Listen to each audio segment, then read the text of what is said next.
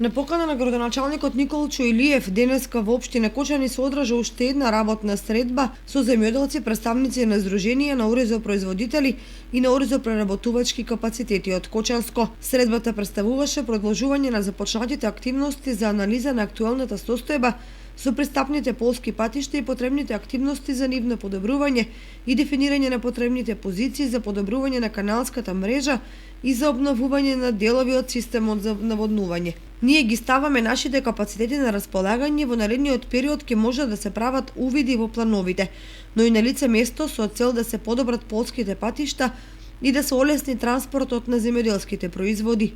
Исто така се ставаме на располагање на земјоделците за поддршка при аплицирање по престојниот повик од ИПАРД програмата за земјоделска механизација со приоритет за ролобирачки и машини за сечење на сламата.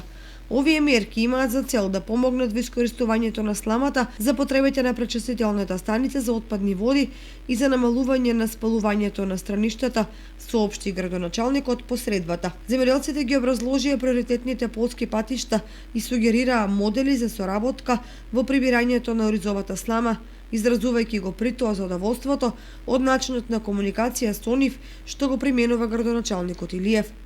Директорот на водостопанство Брегалница Дени Митров и раководителот на подрачната единица на Министерството за земјоделство, шумарство и водостопанство Горан Миладинов ја истакнаа подготвеноста за соработка во надминувањето на постојните проблеми со полските патишта и со системот за наводнување. Градоначалникот Илиев најави континуитет на средбите и разговорите за надминување на проблемите во земјоделството во Кочанско, како и состаноци со високи представници од ресорното министерство. Представниците на стручните служби истакнаа дека 2019 беше екстремно сушна година, а во моментот браната Калиман се располага со 28 милиони метри кубни вода, што е околу 23% од вкупниот капацитет.